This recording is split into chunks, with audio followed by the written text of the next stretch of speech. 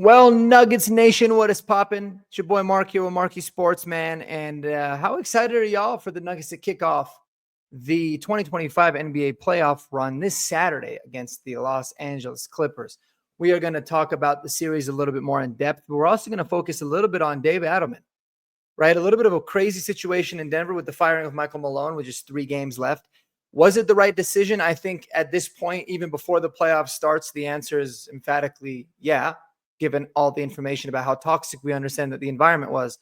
But what does Dave Adelman need to do, if anything, to be able to become the permanent head coach after the conclusion of this season? Guys, if you love Nuggets news, if you love Denver sports news, Avalanche, Broncos, and the NFL draft, I cover it all, man. I do this part-time and I cover it all because I'm efficient and I do it for y'all, so I appreciate it.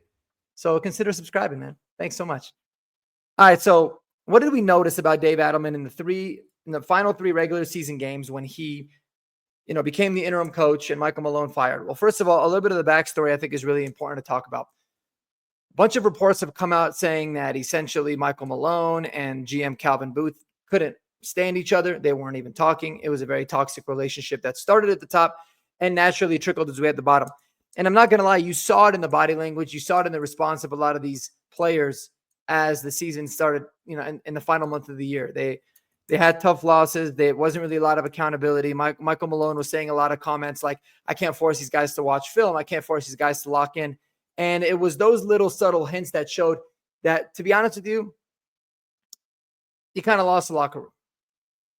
And kudos to Josh Kroenke for not only making a very bold move, a move that I was very surprised about, but being able to make himself available for the media, I thought was really important. And man, to be honest with you, he's a really sharp owner. There's no doubt about it. Even though he might not be nearly as involved as you need to, I liked what he said. I liked the accountability that he took. And so moving forward, we saw a much more energized Nuggets team. Now, obviously, message delivered. These guys were a lot more bought in. It's one of the reasons I never really liked the idea of the guaranteed contracts, because you always need kind of external factors to motivate a lot of these players to get them bought in. But you did see a team that responded a lot better to Dave Adelman. And what I liked about Dave Adelman is that he wasn't very stubborn with the lineups that he decided that he was going to go into for the game. He was a lot more malleable. Hate saying that word. But he was a lot more pliable, I guess you can say as well, in terms of making changes on the fly. You saw a lot of the times with Michael Malone, when he decided these are the guys that he was going to play, he was going to kind of ride it. If he decided he wasn't going to be able to trust his bench, he wasn't going to trust in him. You didn't see that a lot with David Adelman, which is really nice. Even in the first game that they played with him as coach, you saw him not have rage timeouts. He kind of let the guys work through it. They were able to kind of balance the ship out a little bit, and then he was able to bring in some other guys. He also, if he realized in the last game, hey, Russell Westbrook it's not his night. He's not playing well. He's not being efficient. We'll bench him and we'll put in somebody else, whether it's Peyton Watson or, Julian Strawther, or Jalen Pickett, whoever it might be, to be able to kind of fill in the gap. He's not sticking with him because he had a plan. And I think that's going to be imperative going into the playoffs, especially against the Clippers team, right? Because as we know in series, the first couple games, you're always really feeling out your opponent. And it's going to be interesting to see, all right, the Clippers, we know that they're an elite defensive team. They've got one of the best defensive players, really the best two-way players in Kawhi Leonard. How are they going to utilize Kawhi Leonard? Are they going to put him on Aaron Gordon and try to neutralize him? Are they going to put him on Michael Porter Jr. and make sure that he gets neutralized? Because, God forbid, don't get me started on Michael Porter Jr. Are they going to put him on Jamal Murray and give a lot of pressure? There's a lot. They also got Chris Dunn, right? Chris Dunn is a very good defensive player as well. So it's going to say, okay, these are the ways in which the Clippers are going to approach this. I think Tyronn Lue is a very respectable coach. How are the Nuggets going to counter? And that's going to be the important piece, right? And so, believe it or not, and whether Nuggets Nation likes it or not, Russell Westbrook is going to be a very, very big piece to this puzzle, especially on the defensive end of the ball, right? On the flip side, if the Nuggets are going to have, Aaron Gordon on Kawhi Leonard, I can deal with that matchup. I don't mind that.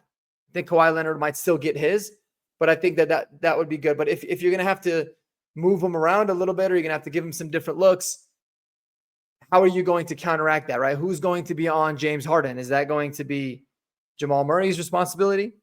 Is it going to be Russell Westbrook when he's in? Is it going to be Michael Porter Jr.? So a lot of these questions are going to be interesting. And what you're going to see at first, I think, is they're going to try to go with Michael Porter Jr. guarding, whether it be Kawhi Leonard or whether it be James Harden. And they're going to also have some mixes where, Jamal Murray is going to have to guard James Harden as well. And then we're gonna have to see where that goes, right? If those two guys struggle, or if the Clippers, find a pretty big weakness to where they try to isolate James Harden, they try to get him on a Michael Porter Jr. or another defender on the team that they feel like is a little bit weaker, then you might have to insert Russell Westbrook into the starting lineup and bring somebody like Michael Porter Jr. off of the bench. And this might actually be the best case scenario for the Nuggets, because it's going to allow for a Michael Porter Jr. to have a little bit better looks, given, situations where he's not being guarded by an elite defender, and maybe he can hit those big time shots. But it's going to be imperative for someone like Russell Westbrook to be able to neutralize, one of these big players in terms of Kawhi Leonard or Russell Westbrook, or James Harden, given that Russell Westbrook has a really good background in being a good defender. He's a longer guy, he's a bigger guy, he's strong, he's more physical. So I think he can give you a little bit more presence there. The Nuggets team overall has some guys that are really good defenders, right? I think Christian Brown's a good defender. I think Aaron Gordon's a good defender. I think Russell Westbrook's a good defender, obviously. And Peyton Watson, one of the better defenders on the team. The problem is a lot of these really good defenders don't give you the most offensive. So my worry isn't so much that we're going to be able to neutralize them, match their defensive intensity, because they're not, they're a really elite defensive team, and they've been a very hot offensive team lately. But generally speaking, I think we can limit them as a scoring team. I think we can go score for score with them, not a problem, given the imbalances there. I think the big thing is that the bench is going to need to have some sort of a spark, and they're going to need to have glimpses where they are knocking down shots and getting points. You cannot get into these battles where, let's say you have a nice 7-10 point cushion. You take Jokic out of the game to give him some rest, and then it disappears in a second like it has in the past. So I'm looking forward to seeing how David Adelman mixes in this lineup, how he utilizes the bench, the rotation, the matchups against the other team. That's going to be not only ultimately what decides the series, but I think it's going to decide if Dave Adelman is got the goods to be the coach moving forward. I think he's very respected around the league. I think he's very respected among these players. And it's going to be huge. And I really like to see the adjustments that they make, because I think that there's going to be a lot. And on the flip side, what kind of adjustments does he make when things are going well, right? Let's say the Nuggets come out, they get a nice game 1 victory. Obviously, the Clippers are going to make adjustments. How do we counteract that? This is what makes the NBA playoffs so fun, is to be able to make those slight adjustments. But let's not forget, yes, this team is very good defensively in terms of the Clippers. They're one of the most elite defensive teams, probably behind Oklahoma City is for sure number 1, and arguably the Orlando Magic. They're one of the better teams in terms of defending as well. So they're one of the best defensive teams. But let's not forget it, guys. We got the best player on the planet in Nikola Jokic, and I think it's going to be huge for him to set his tone early, to be that scorer, to take over the game early, so that the attention, once it gets focused in on him a little bit, he can start to dish it out and give the other players some opportunities to be able to score. My biggest concern in this series, yes, they got James Harden. Yes, they got Kawhi Leonard. Yes, they've got, Zubac, who's playing a lot better, and he's kind of improving every year. But my biggest concern is, can the Nuggets hit enough 3-pointers? It's been our Achilles heel all year.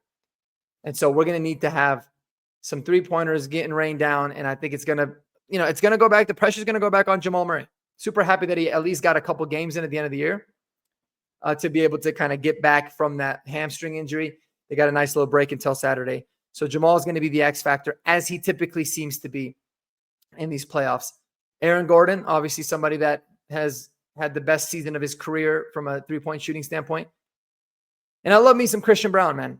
Christian Brown is going to be one of those where I'm excited to see him as a starter in the playoffs. And I'm excited to see how they match him up. Don't sleep on him. He might be somebody that is going to draw the Kawhi Leonard matchup offensively and defensively a lot. So anyways, I think David Adelman, I think in order for him to keep the job, you're just going to want to, I don't even necessarily think he has to get out of this series. I think if he doesn't, if the Nuggets don't win the first round series, there is a really low chance. But if they see a lot of glimpses, if the players respond to him really, really well, if he's making a lot of these adjustments, it could save his job. But ultimately, I think for David Adelman to be able to earn the permanent head coaching position for the Denver Nuggets, he's going to need to at least reach the Western Conference Finals. I think if he does that, he books his ticket to be the permanent coach, and he should. Let me know what y'all think below, man. I'm excited about this series to get started, but I'm also grateful that the team has a little bit. I think they have a little bit of time to rest. They need it. They need it. Believe it or not, they need it. And I don't want any of these stupid excuses from the coach or from anybody saying we were just really tired. This is the NBA, boys. Step your game up. All right. Well, y'all have a wonderful day, man. Spend time with those that you love the most. Go Nuggets. And until the next video, y'all take it easy and